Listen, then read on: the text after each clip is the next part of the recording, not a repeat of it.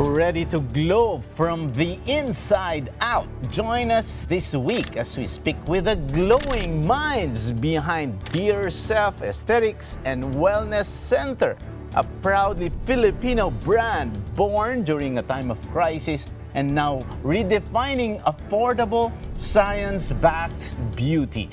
Kahit anong business yung pasukin mo, kung founded ka doon sa business mindset, magkiklik ka eh. We realize na people are really looking for something that would boost their confidence, their self-worth. Ang focus is to give back yung love through self-care. We are now open for business.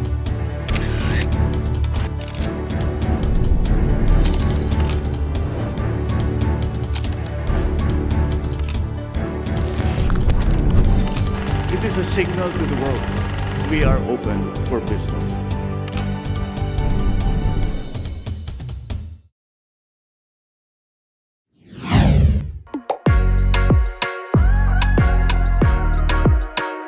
In a world obsessed with filters and perfection, a new kind of beauty movement is rising, one that embraces authenticity, celebrates diversity, and encourages self-love. Today, we meet the passionate CEO behind Dear Self Aesthetics and Wellness Center, a proudly Filipino wellness brand making waves not just for the treatments, but for their message. From humble pandemic beginnings to scaling with purpose, let's hear how they're helping people feel good, look good, and most importantly, love themselves. Please welcome Ms. Krystal Tecson-Garalde, Krystal Tecson, and Kenneth Tecson. How are you? This seems to be a family affair. Kumusta po? That's true that it's a family affair. It's a family business, of course. So we are very proud of it. We started from the pandemic and then out here we are with my brothers and sisters with 11 branches already around the metro. Okay, this is Kenneth and Ms. Krystal. Yes. Yes po. We're very grateful na nandito kami in front of many people and hoping to inspire kasi we believe that beauty must begin with oneself. So, kailangan may self-love muna before beauty. So, handang-handa kami i-campaign yun. That's a good one. Kristen? Wow, very excited kami para i-share sa inyo yung family business namin and how we started it. And very rare sa atin ngayon na yung mga pamilya nagkakaroon ng own businesses at tumatagal hanggang dulo. So that's one thing na we want really to share sa lahat ng mga Pilipino. Wow, that's very interesting and we're happy, we're very excited to learn more about it. But before we start, we just got this research about your industry. Sabi ng Global Wellness Institute, which is the leading organization for the global wellness industry, they released new data on the growing wellness economy in the Philippines. According to this data, the country's wellness market expanded from $35.8 billion in the pre-pandemic year of 2019 to $43.3 billion by 2023. That is about 25% in terms of growth. And the country ranks number 8 out of 45 countries in the Asia-Pacific region and number 23 out of 218 countries worldwide. So because of that, the wellness industry is a major contributor to the Philippine overall economy, contributing 9.9% to GDP in 2023. So mataas yun. So how do you react to that? Maybe with you first, Miss Krystal. I think the pandemic has become a blessing din in disguise to everyone. Kasi from that moment, maraming tao na-realize nila how important it is to actually take care of ourselves, diba? Kasi for a long time, we've been working hard. Alam natin yung Filipinos are very hardworking. And then when the pandemic came, we realized that life is so short. So upon realizing that, nakita ng mga tao na, I think this is the time na we take care of ourselves. And being able to realize that, naging advantage din yan because yun nga, nakapagdagdag tayo ng employment at the same time, naka-contribute din sa economy natin. Which is very good. It seems with this data, Christian, parang lumalabas, this is something very, very significant, and you are in the right time with the right business. So how do you react to that, data? Actually, blessing in disguise, mga Sir Cesar, no? Pumasok yung pandemic, hindi namin inasahan na yung business mag-boom. So, yes, blessing in disguise siya kasi nung nag-pandemic, dun mo nakita yung sarili mo eh. Nag-stay ka sa bahay, nag-reflect ka, nalaman mo na, ay, ito palang dapat ginagawa ko sa sarili ko. So maraming tao na depressed, nagkaroon ng problema, pero madami ring tao na sinimulang mahalin yung sarili nila. So during that time, nag-start yung business, then nag-grow yung negosyo. But we know for sure na yung pandemic na yun ay may rainbow na darating. No? So this is the boom ng business ng wellness and beauty industry. So before kasi supplement, 'di ba, yung mga networking. So ito na yung panahon na kung saan talagang nag-sprout na yung yung negosyo. Kasi tumanda na yung mga baby boomers, so they really want they really want a healthy way of living, and yung lifestyle nila mabago na din, and as much as possible gusto nilang mas maging healthy. That's the reason why na nag-grow yung ganitong klaseng industry. But syempre hindi lang positive lahat kasi as you said earlier, sir, na mihigpit yung competition. Yeah. So the question is, how will you get there para masustain yung quality and yung business mo? I think the total lockdown started March. What were you doing then? And what happened? Was there a call from the rest of the family na, "Oy, mag-business na tayo"? Or maybe if you can give us an insight also, what were you doing before the pandemic? Before the pandemic hits, I think it's around 6 months prior the pandemic, meron kami kanya-kanyang trabaho. So I was in a corporate world, same with my brother, and my sister, teacher siya, public teacher siya before. So nagkaroon kami ng idea from yung nanay natin, trabaho ng trabaho, hindi na tumitigil, nakakalimutan niya ng alagaan yung sarili nila. Nakakalimutan niya ng alagaan yung sarili niya. So that's when it hit us na what if gumawa tayo or mag-start tayo ng business na ang focus is to pamper, to give back yung love through self-care sa pamamagitan nitong Dear Self. So, when we thought about the name, like, Dear Self, o nga no, nakakalimutan na natin alagaan. Nakakalimutan mo na alagaan yung sarili mo. So, that's when nag-start kami, in-invest namin yung ilang mga ipon namin, yung pera namin. Then, paunti-unti, ginapang namin yan until one day, andito na kami. So, yeah. So, that's interesting, Krystal, because of course, during the pandemic, the focus is, of course, to survive. Sometimes people didn't know what to do, di ba? We're just locked down there with our families, nothing to do.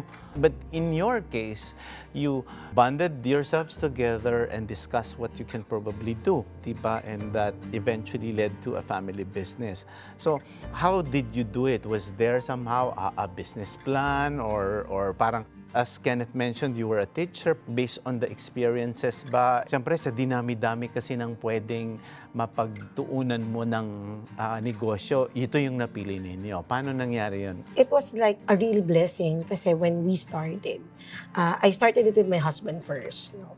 So si husband, yung sabi niya, let's try the beauty and wellness business. We were very poor back then. Talagang, kung sasabihin mo, kahit isang tuka ang datingan namin because I was a public school teacher for 9 years and life was very difficult. And I really want to help my siblings. Aside from helping myself, gusto ko din silang tulungan. So, nung nandun na kami sa point na yun na parang ano bang business yung makakatulong para mag-grow din namin yung self-worth namin. Kasi hindi talaga kami yung mahilig sa ganitong klaseng Kasi syempre kapag mahirap ka, hindi lang secondary, tertiary yung pagpapaganda, pag-aayos. And then we realize na people are really looking for something that would boost their confidence, their self-worth. Kasi nga lahat na ng tao parang very negative na about about life. Kasi you'll never know what would happen next. So sabi ko, I have to help myself, our family specifically. Pero para matulungan ko yung mga kapatid ko, matulungan ko yung pamilya namin, it has to start with me. So very supportive si husband.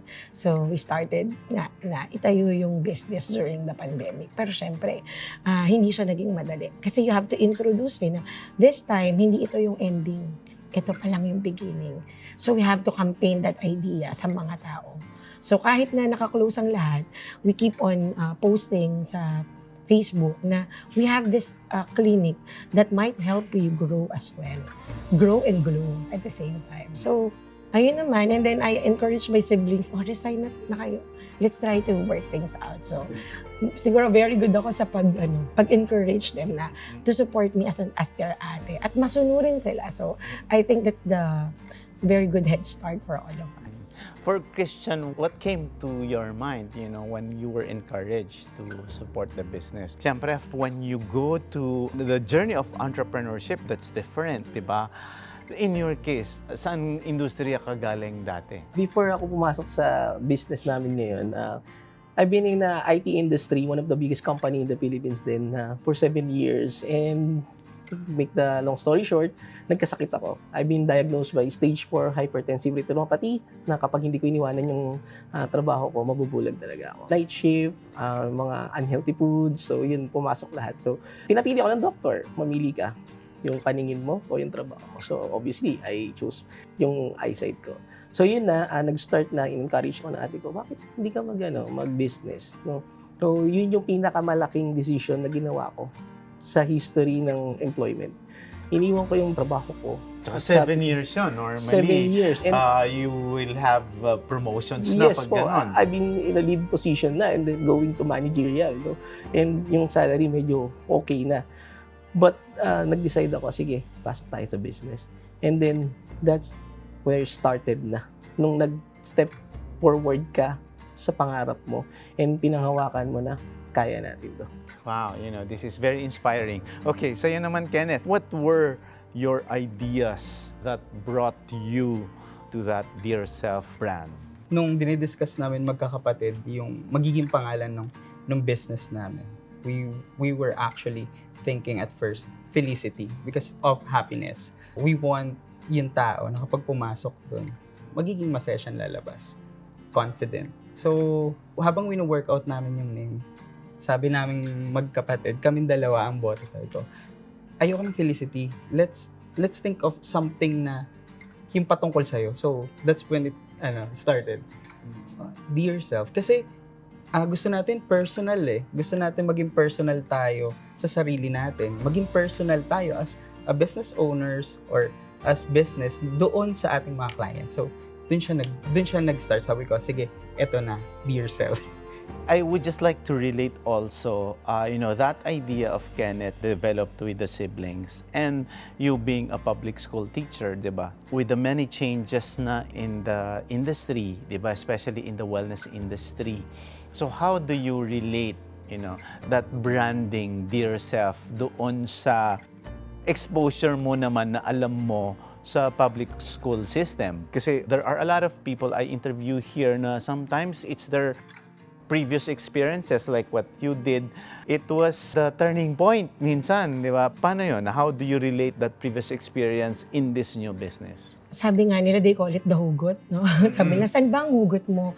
So, yun nga po, when I was teaching, sobrang hirap ng buhay. Kasi when you're a public school teacher, okay naman ang salary. But of course, if you're a family of 6, kasi 4 ang anak ko, it would be very difficult to raise them with the salary that I'm receiving at that moment. So, sabi kong ganun, kung hindi ko kayang i-sustain yung needs ng family, mas lalo akong mahirapan, bigyan yung sarili ko ng reward. And I think, hindi lang kwento ko yun. Kwento yun ng maraming public school teachers. Hindi lang public school teachers. At maraming nakaka-relate ngayon. Exactly. Hindi lang public school teachers, pero kwento to ng maraming nanay, I should say, maraming empleyado na, of course, very family-oriented ng mga Filipinos. So, bago ang lahat, pamilya muna, tapos later na tayo. So, nung nakita namin yung Dear Self, yung beauty and wellness industry. Kasi hindi nga kami ganun. So, kailangan namin isabuhay. Kami muna kailangan ma-feel namin na, teka, this time, we have to know ourselves well. para sa ganun, alam natin how to better love other people. So aside from working out on the beauty industry, sabi ko, the real beauty should start from within. So, as we start the business, hindi lang yung enhancement ng physical beauty, we also try our best to enhance our personalities, our mindset. Hindi kami pwedeng poor mindset. Kasi you'll never see the abundance and beauty kapag ikaw mismo hindi mo yun nakikita sa sarili mo. So, it's really a progress, no, na kailangan i-develop mo within you para maka-relate ka dun sa business. And I believe na hindi lang ako nag-iisa. Marami lang talagang kababaihan at alam mo yun, mga tao right now na hirap gawin yun kasi nga, they do not believe themselves in the first place. So, kailangan ako muna pala, kami muna, para mas madaling i-explain sa iba na yung growth na to at yung abundance na to, makikita mo lang yung real beauty pag nasimulan mo sa sarili mo. And that's how it started. Na kailangan pala kami. Well said, well said. Oo, pwede na nating tapusin. Okay. Okay. But in your case, Christian, you're involved with finance, correct?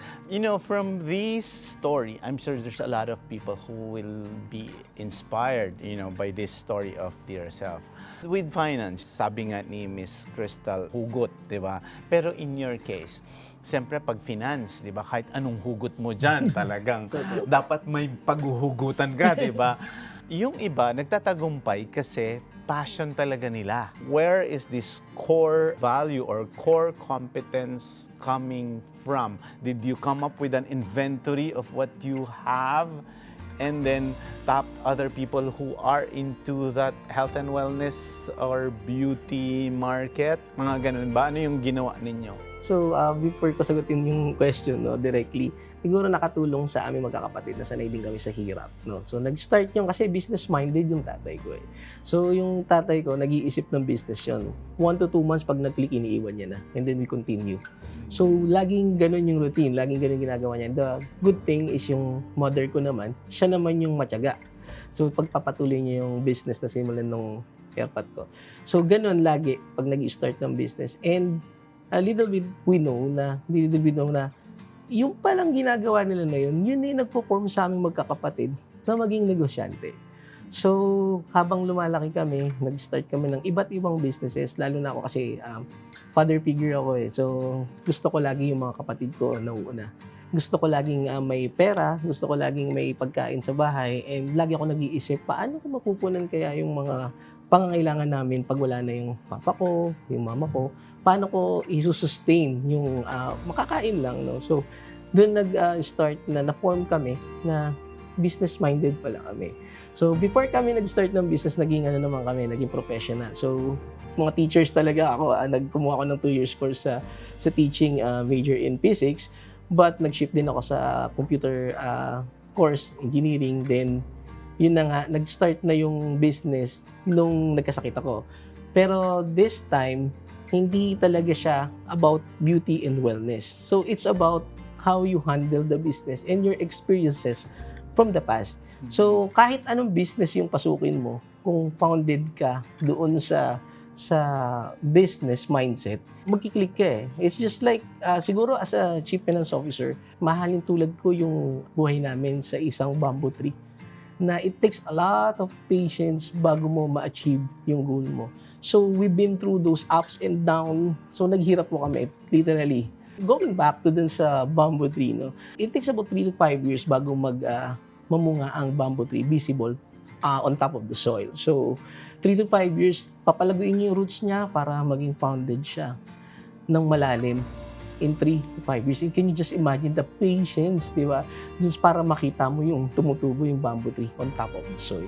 And then once na founded na siya, dun siya bubunga.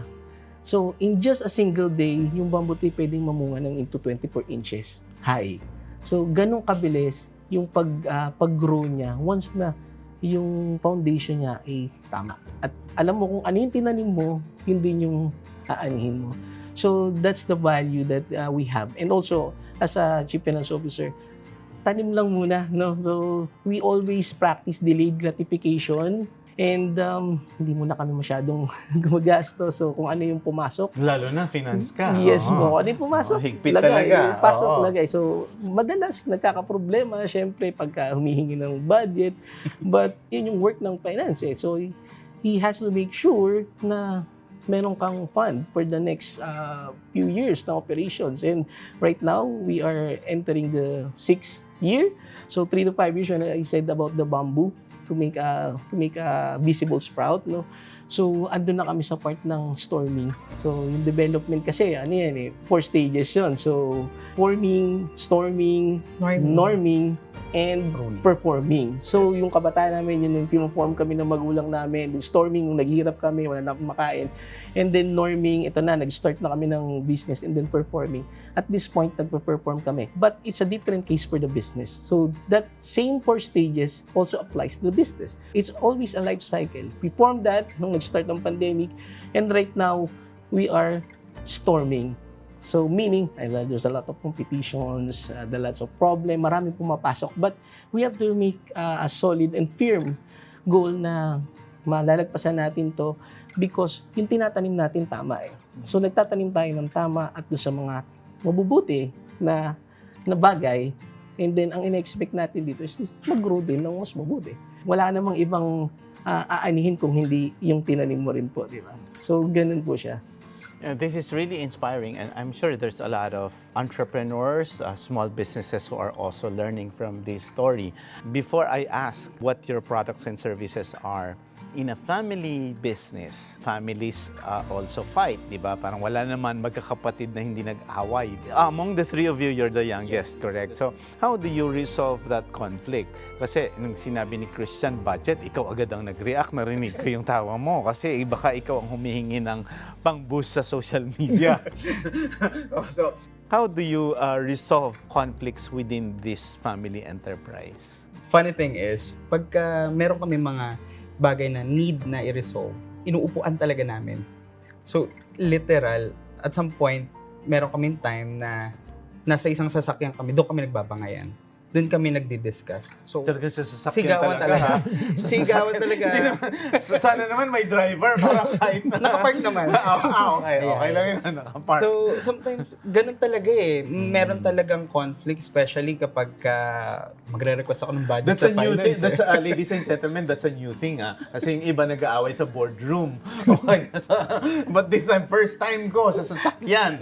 Okay, go ahead. Yes, But sometimes kasi it's a good way to bond, di ba? Yes, When you yes. go out, when you travel, that's the only time that you are together. Go ahead. Parang ano kasi, hindi na umabot sa boardroom, hindi na umabot sa off. Dito na tayo sa sasakyan. Then, of course, tatahimik, may masasaktan. But kapag kasi objective ka, at objective ka yung magkakasama sa trabaho, sa isang negosyo, mare-resolve niyo yung problem. Maybe not today, maybe not tomorrow, but definitely magpapasok yan eh, magsisink in yan. As much as possible, dapat meron ka talagang data. Bakit? Meron kang big reason, hindi na lang data, reason na lang. Why are you pushing this? Ano bang nakikita mo dito sa project na to? Bakit gusto mong i-push? So, ganun na nangyayari sa amin. I-explain ko kasi ito yung nakikita ko. It will be better for us, it will be good for us, for the brand. Medyo gagastos lang tayo ng konti. Medyo kailangan lang ng konting piga sa finance natin. But definitely, we're gonna reap it sa mga susunod na panahon. Yun ang lagi kong sinasabi. So, tinatanong ko rin siya, hindi ba kaya? Kapag hindi kaya, o sige, gawa tayo ng ibang paraan. Let's ask, ate, ano ba sa palagay mo? So, hindi laging pataasan ang nangyayari. Kailangan mong bumaba paminsan-minsan. Sometimes, kailangan mong ikaw yung maging biggest person sa room. But, hindi laging kapag ikaw yung biggest person sa loob ng room na yon, it doesn't mean na kailangan mong magaling ka lagi. Sometimes, you just need to listen para mas maging maganda at magaling ka. Maging magaling at maganda yung result ng ginagawa mo.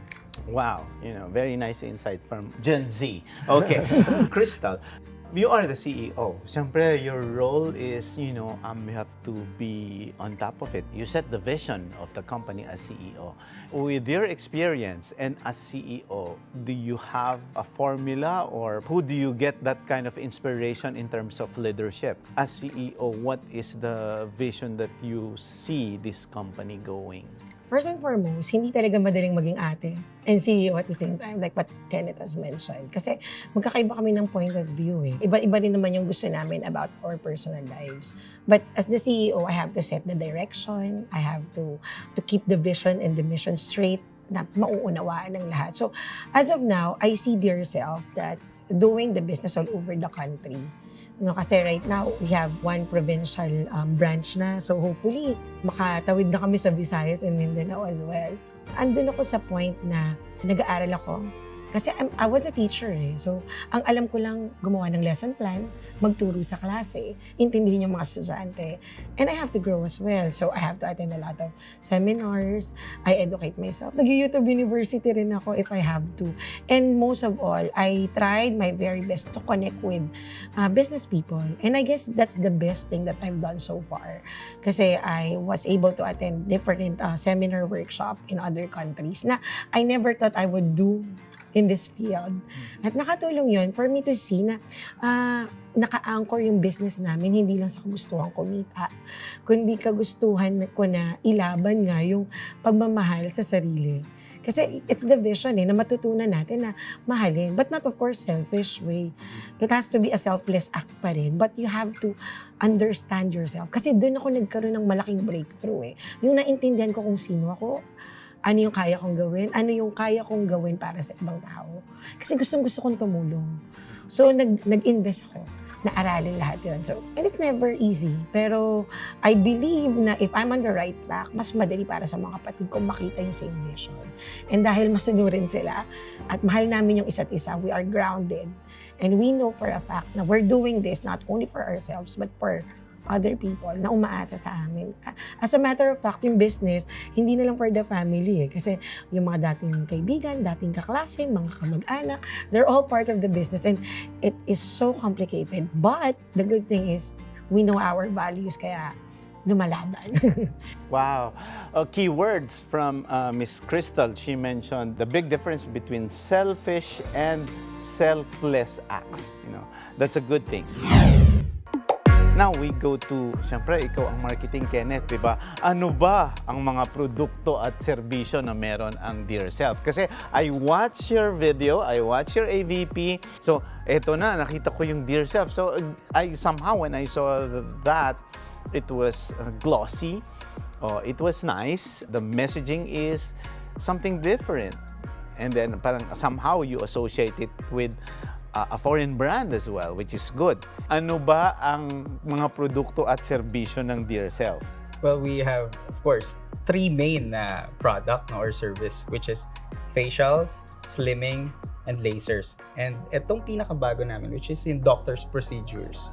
So we offer this non-surgical na treatments for our clients. So facials, of course, pagpasok ng client, we have to evaluate ano ba yung kailangan talaga ng client natin. We need to understand yung skin nila and explain to them na ito yung need ng skin mo right now. So, we offered programs. Binaback-upan din namin yan ng katulad ng laser. So, nagiging program siya. So, sometimes, when we do facials, we do laser also para mas maging effective at mas maramdaman nila, mas maramdaman ng client na talagang minamahal sila ni yourself. Christian, kanina na pag-usapan natin yung competition. So, syempre, with the products and services as mentioned by Kenneth, what's your pricing strategy? And siguro, mabanggit mo na rin, sino ba din talaga yung target market ninyo? In terms of, where the demand is coming from, what specific treatments is popular, parang ganyan, and then how do you check din ba the competition? Nung nag-start kami, talagang sobrang baba ng pricing namin. Kasi ang pananaw namin before is mas mababa yung presyo mo, mas pupuntahan ka. Pero after nung madaming pag-increase ng mga prices ng mga products, yung pamasahe, alam mo yun, yung ating value ng peso bumababa na, hindi namin mai-serve yung best doon sa tao, doon sa treatment namin. So we have to adjust a little higher doon sa usual na pricing namin. And of course, nagko-cost cutting din kami para makatipid at mailagay namin yung quality ng service dun sa treatment namin. Kasi hindi pwedeng mawala yun eh. Kasi kailangan ng quality. At saka, importante dun yung may puso ka dun sa gagawin mo. So, yung investment namin, wala dun sa materials na bagay, dun sa mga taong gumagawa. And the same time, yung treatment namin is ginagawa namin affordable na kaya ng lahat. And then once na you get into the clinic, no, na nakita mo na yung value mo, naramdaman mo yung self-care, yung self-love. So doon na papasok yung sinasabi ni Kenneth na program. So if you really want to continue, no, parang to pamper yourself, no, you will undergo into program na magiging mas mura siya.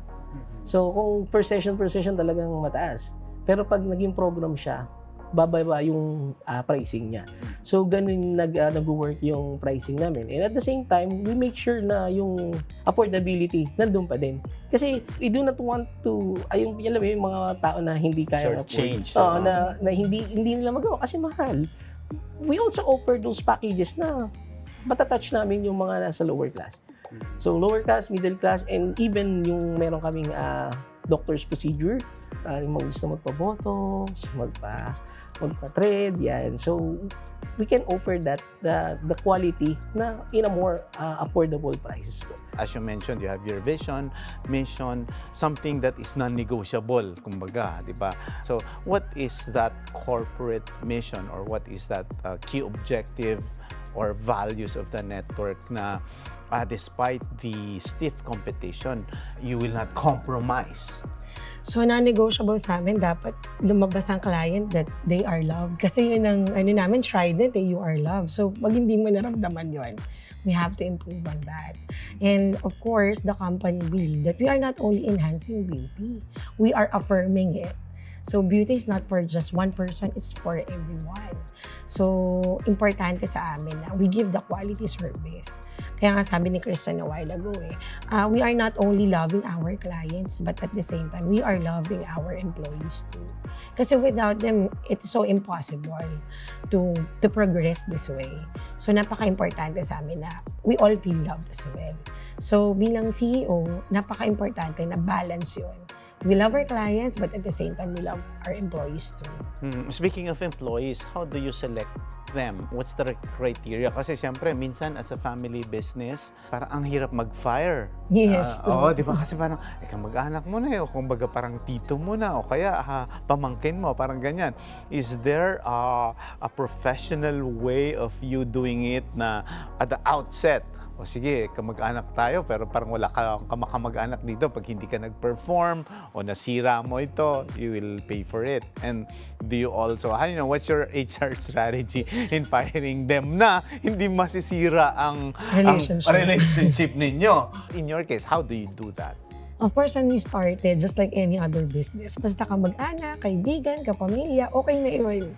Kasi iniisip natin, tulungan natin sila, daily job. So, at the same time, mamahalin naman nila tayo pabalik.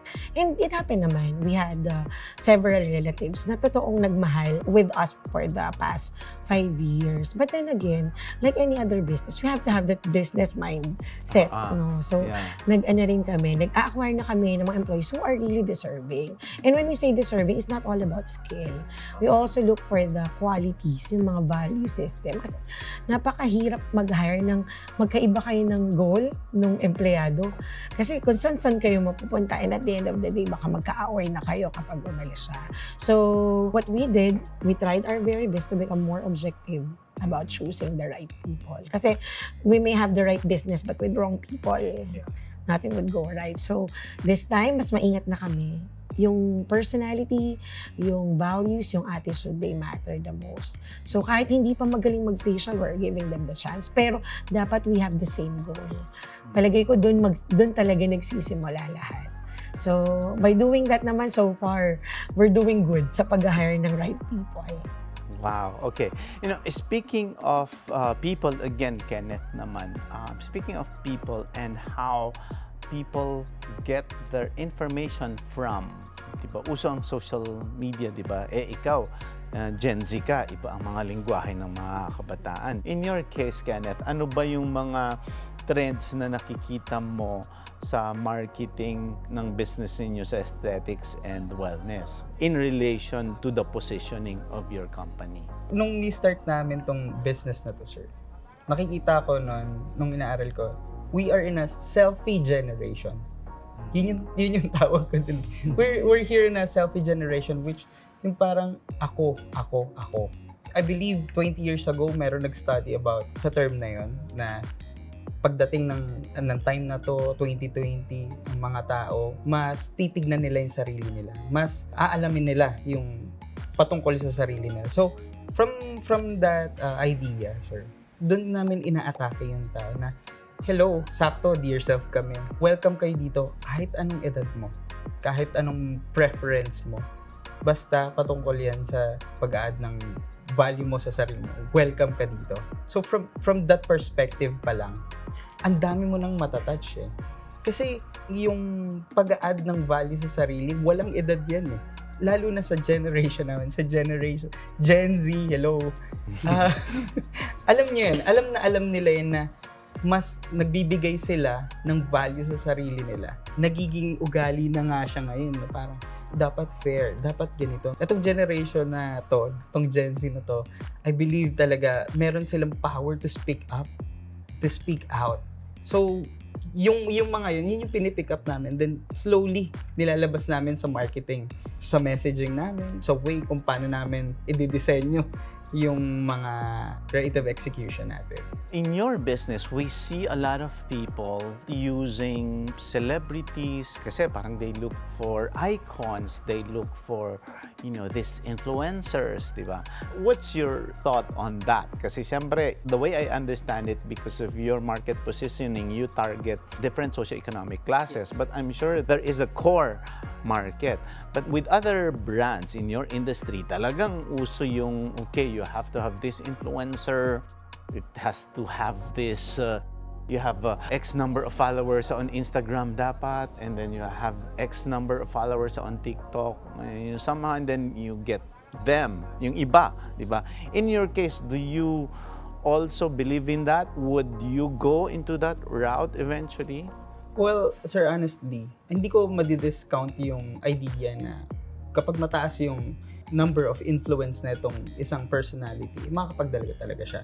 But we stick to the values ng company. So, when we tap people para i-represent yung brand namin, we really made sure na we are gonna work with them.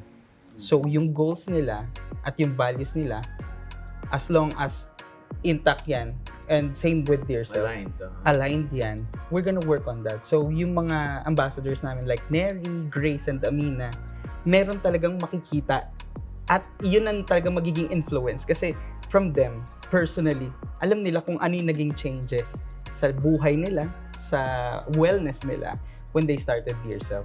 Same as the other ambassadors namin na hindi ganun kataas yung followings, pero as long as people can see you, people can see your transformation with us, you are gonna influence them positively.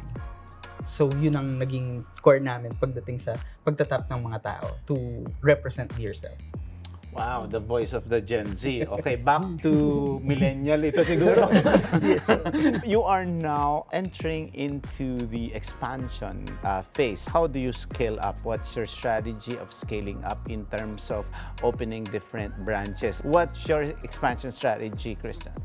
Okay, so very timely na. And ngayon lang namin sasabihin to sa show ng Open for Business. So, sige, may scoop kami. Right now, we are now working in progress for the franchising next year. So we are doing double time para ma-share yung business sa iba. But we have to be very careful to whom we're going to partner with and who are the people na deserve to franchise themselves. Kasi again, we always want na yung legacy maiwan at yung culture tsaka yung values dun sa business, dun sa brand na yun, dapat manatili siya eh. So kung magbi-business ka at gusto mag-franchise, we have to be very careful and to select. And we need to talk with you. we need to be familiar with you and your culture and your values. And then, kapag jive tayo, I guess, pwede tayong maging partner. But right now, we're still working in progress, and that's how we're going to scale up yourself to the next level. And who knows, we can be international next few years. We are working hard. We are working double time to share the values that we are currently working on sa business namin. But then again, kailangan pa rin namin maging extra careful. So what I do right now, I associate with people and network with people who are willing to grow and glow with us. So ibig sabihin, we are not only hoping na kumita from franchising, which we all know naman talaga there is a scale up pag nag-franchise ka. Pero gusto namin ng firm partnership with people around us coming from different industry. Kasi ngayon ang trend with the business owners, I'm pretty sure marami namang nakaka-relate. Not the time for gatekeeping. All business owners now are being cooperative with each other to help each other grow in different fields. So, hoping kami na makapag-touch kami ng lives ng ibang tao in such a way na may mga kasama rin kami na nag-grow. It's really a big project. Kasi it's more of an emotional attachment rather than just a money matter or a business matter. It's more of doing the campaign. So as you can see, iba ang goal talaga namin ay makita ng tao. Makita at maramdaman ng tao that they are affirmed love as well. So malalim ang hugot. So kailangan namin i-share it with others. How do you define beauty? And then the follow-up question there is, how do you make people, clients feel beautiful? You know, what's your metrics in their transformational or physical transformation journey? Okay, thank you for that wonderful question. Okay, the beauty has to start from within, like what I've mentioned earlier. Kailangan sa'yo muna. Kasi ang kagandahan, nag-radiate yan. Kapag malinis yung intention mo, mahal mo yung sarili mo, mahal mo yung kapwa mo. So napakadaling magmahal ng kapwa. Pero pag hindi mo mahal yung sarili mo, hindi mo rin yun ma-share sa iba. So I think the beauty must start from within. Kilala mo yung sarili mo, intact ang values mo, alam mo kung sino ka talaga. So with that, kapag ganun, maganda ka na eh. At pwede mong sabihin sa iba na maganda ako. Mahirap kasing sabihin yan kapag hindi mo mahal yung sarili mo. So, kilalanin mo muna. Kilalanin mo yung sarili mo para makita mo, maganda pala ako. Wow, well said. Okay, sa'yo na, Kenneth. Kasi with this episode, people will be asking where will they find the services, the treatment centers. If you can give the information of yourself, your social media accounts, where will they find you? And eventually, maybe next year when you come back here again to talk about your franchising model, so where will they find details, information about yourself? Okay, so guys, you can follow us on Facebook primarily. You can just type @dearselfaesthetic.center.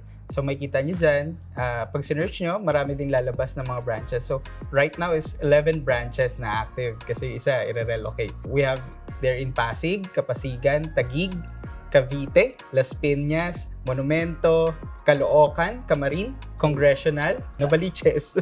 So just type dearselfaesthetic.center sa Facebook. Pa-follow nyo yan, nandun yung mga services namin. You can chat and ask us inquiries on your skin, yan, kung may doctor's procedure and schedules. Chat nyo lang kami. Christian, anything that you want to share our audience? Going back dun sa bamboo tree, ganun din sa pagpapaganda at pagmamahal sa sarili. So, it takes time din na hindi naman pagkapasok mo sa clinic, paglabas mo, ka na agad. Maganda ka, nagwapo ka. Kailangan mo bigyan ng time yung sarili mo. So, bigyan mo ng pagmamahal and then definitely makikita mo. So, the way you feel loved by the employees na nagtitreatment sa'yo, na napamper ka, mas maganda ka. Mas mararamdaman mo yung beauty. Mas mararamdaman mo confident ka. Dapat lang, bigyan mo ng time yung sarili mo and mag-pamper ka. And katulad ko, busy sa trabaho. So, I definitely make time para mag-pamper sa sarili and mahalin yung sarili. Like what I've mentioned, it's important to take time to take care of yourself. Napaka-importante yan kasi at the end of the day, isa sa mga kakampi mo yung sarili mo eh. So, you have to grow, you have to grow and glow. So, para mangyari yun, you have to know yourself better. And you should know what you really deserve. So, when you go to yourself, isa yun. Kailangan alam mo na you deserve to be there, you deserve pampering, you deserve to be loved. Para it would be easier for you to spread that love as well. Since this is family, so maybe let's start with Christian. If you are Krystal, what will you tell Krystal? Dear self. Ate, yung lahat ng ginawa natin mula nung bata tayo at pinagdaanan natin, mahirap yun. Kung babalikan natin, sobrang dami ng ups and downs natin. But the important thing is we are solid, nagkakaunawaan tayo, and we submit to the authority. And of course, objectively. So, yung pagmamahal na yun, hindi mawawala yun, lalo na sa paggrupa ng ating negosyo. So, that's my message. Okay. Okay. So, first of all, Ate, thank you. Thank you so much sa pagdadala sa amin dito sa path na to. Lahat to pinaghirapan natin magkakasama. And we really do appreciate yung love na pinakita mo sa amin. At yun din yung love na ilalabas namin sa pamilya namin at sa mga friends din namin. If there's one thing na gusto kong iwan at sabihin sa'yo, thank you and I love you. Thank you for being ikaw, Ate Krystal. Final question, Krystal, because there's a lot of small businesses who are also developing their own. And as you know, borrowing the bamboo concept of Christian, ano yung may papayo mo din sa mga small businesses na nagsisimula pa? What advice can you give to budding entrepreneurs? Okay, as an educator, I always believe that education is the key to success. Any form of education. When I landed in this business, I realized yung education could be in different form. When you talk to people, you get to learn their stories. You are educated by what did they do in the past. And whatever mistake they have done, natutunan mo so hindi mo na kailangan daanan ulit. So, may mga education din na nakikita mo, napapanood mo sa YouTube, naririnig mo sa Spotify. These are all education. You never stop learning. Kasi pag natututo ka, nawawala yung ignorance eh. At kapag natututo ka, gumagaling ka sa isang field, at hindi lang yun, you gain wisdom. Pinaka-importante sa tao is you have that wisdom, more than intelligence. Kapag may wisdom ka, meron kang kakayanan mag-isip ng tama at makapag-desisyon ng tama. So bilang negosyante, lagi kang nasa path na tamang desisyon, mabuti para sa lahat, hindi lang para sa sarili mo. And I think with that, you have a very strong core. Kahit anong negosyo, alam natin kaya nating i-ace. Kasi we know your values. Wow, well said, Krystal. And indeed, Dear Self is a beautiful business. And I am honored and proud to have met a beautiful, glowing family. Thank you so much, Krystal, Kenneth, and Christian. Open for business. We'll be back. Stay with us.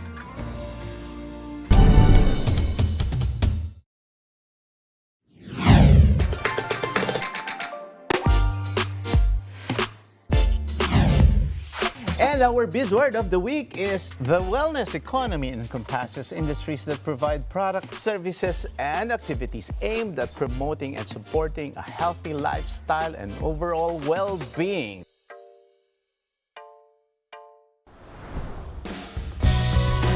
One thing is clear, aesthetics and wellness are no longer luxuries. They're part of how we care for our whole selves, whether it's through a skin treatment, a wellness routine, or simply carving out time to recharge.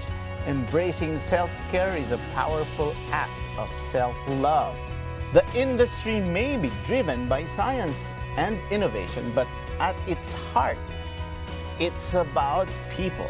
People choose to feel better, to value themselves, and to radiate that confidence outward. Because when you love yourself, everything else starts to shine.